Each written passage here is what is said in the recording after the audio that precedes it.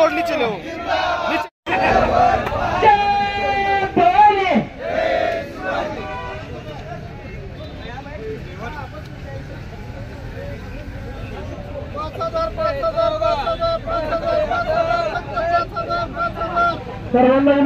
जादूटोना मंत्रिपदासाठी जादूटोना करणारे मंत्री आणि अनेक भ्रष्टाचारी आमदार यांच्या विरोधामध्ये शिवसेना उद्धव बाळासाहेब ठाकरे पक्षाच्या वतीनं या ठिकाणी जन आक्रोश मोर्चाचं आयोजन करण्यात आलेलं आहे। या सगळ्या मंत्र्यांचे भ्रष्टाचार उघड होत असताना मंत्रिमंडळातील प्रमुख जे आहेत मुख्यमंत्री हे या मंत्र्यावर कारवाई करण्यासाठी हतबल आहेत।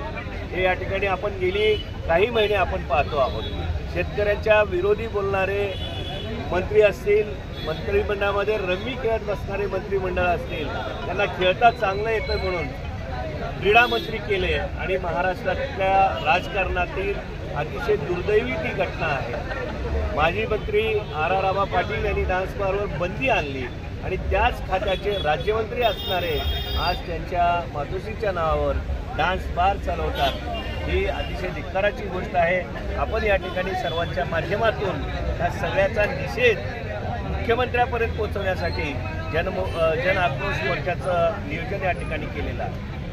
महाराष्ट्र राज्याच्या मंत्रिमंडळामध्ये कलंकित मंत्री कोण जादूटोणा करते, कोण हनी ट्रॅपमध्ये आहे, कोण डान्स बार चालवतंय, कोण पैशाची बॅग घेऊन बसतं, कोण रमी खेळतं। असं महाराष्ट्राच्या स्वातंत्र्य झाल्यापासून, महाराष्ट्राची निर्मिती झाल्यापासून एवढे कलंकित मंत्री कुठल्याच मंत्रिमंडळात नव्हते। तेवढे कलंकित मंत्री ह्या शिंदे, फडणवीस आणि पवार सरकारमध्ये।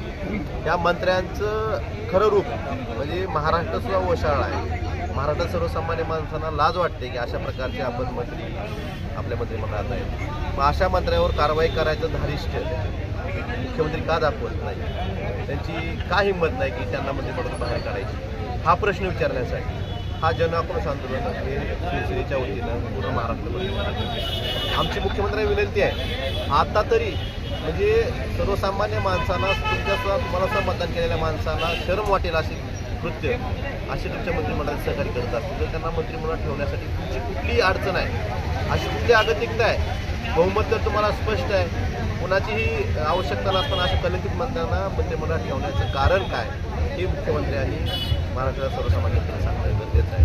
आणि ह्या गोष्टी समोर आणण्यासाठी पण आज महाराष्ट्रावर जे आंदोलन चालू त्या प्रकारचे जनाक्रोश आंदोलन आज धाराशिव येथे जिल्हाधिकाऱ्यांसमोर करण्यात आले। तेलंगणाच्या धर्तीवर ऑनलाईन रमीला बंदी घालावी असा प्रश्न विचारला होता महसूल मंत्री चंद्रशेखर बावनकुळे यांना।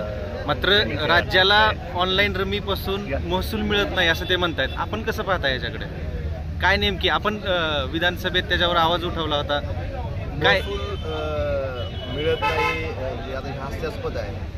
त्यात कशासाठी ह्याला बंदी नाही ह्याचं उत्तर दिलं देणं गरजेचं। महसूल मिळत नाही ना राज्याला, तर मग बंदी का नाही?